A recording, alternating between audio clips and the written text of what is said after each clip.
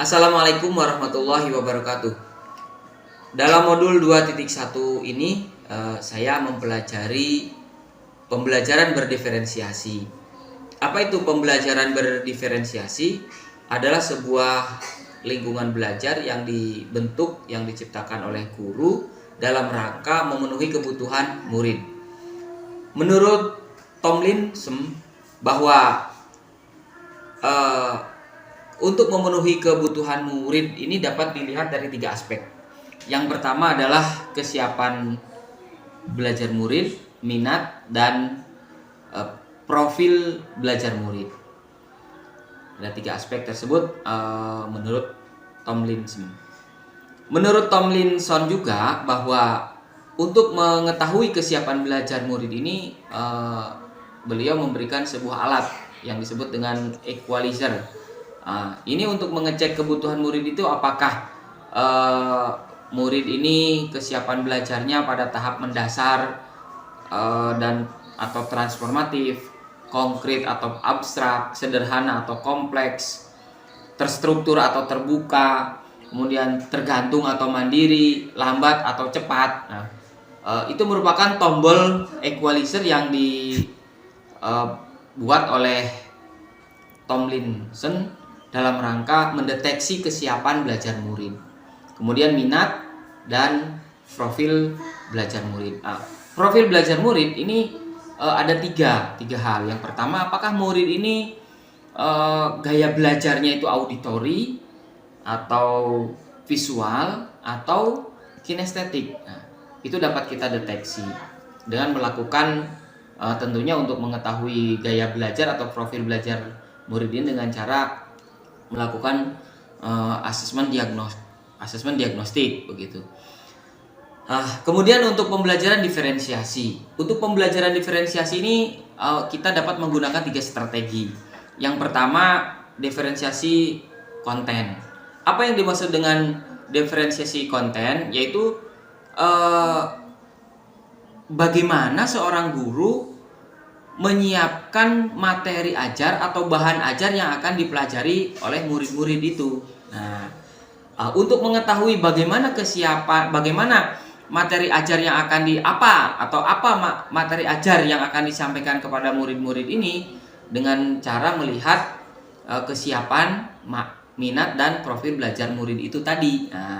Jadi kita dapat menggunakan tombol equalizer yang dibuat oleh Tomlinson ini ketika kita mendeteksi atau mengidentifikasi kesiapan atau pada tahap diferensiasi konten begitu ya, dapat ketika kita menyiapkan materi ajar apa yang cocok dan sesuai dengan kebutuhan belajar murid. Yang kedua, diferensiasi proses. Hal-hal apa yang meliputi diferensiasi proses? Misalnya kegiatan berjenjang. Artinya kegiatan berjenjang itu berkelompok, kemudian individu dan seterusnya. Pertanyaan pemandu atau pertanyaan pemantik begitu. Membuat agenda individual, memvariasikan lama waktu. Kemudian mengembangkan kegiatan yang bervariasi yang mengakomodasi gaya belajar. Itu tadi gaya belajar ada 3 ya, visual, auditori atau kinestetik atau gabungan dari itu. Kemudian menggunakan pengelompokan fleksibel. Itu kita persiapkan betul atau kita fasilitasi supaya proses pembelajaran ini dapat berjalan dengan efektif. Kemudian yang ketiga yang dimaksud dengan 3 strategi pembelajaran berdiferensiasi itu adalah diferensiasi produk.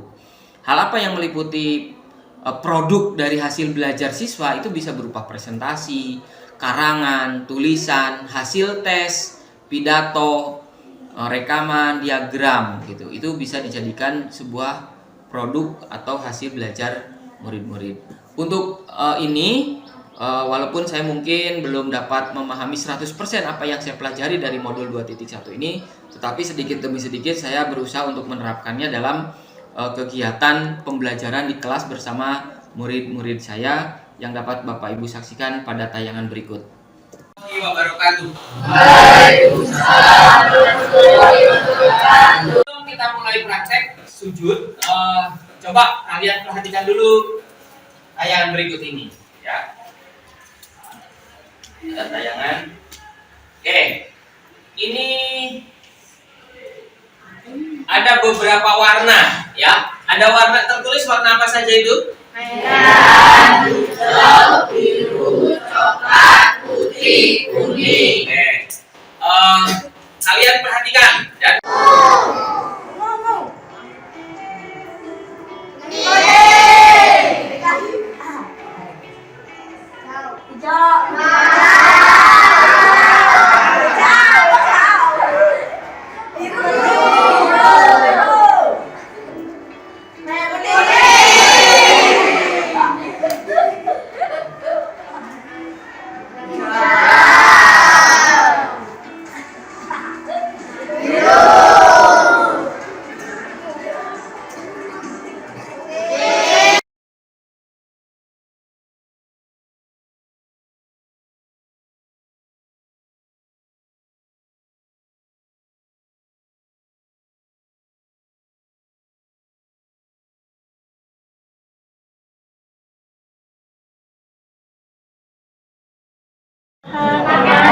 Subhanallah, la yanamu wa la yasku.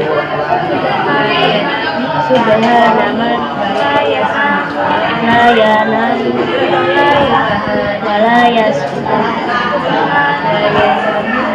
Subhanallah, la yanamu wa la yasku.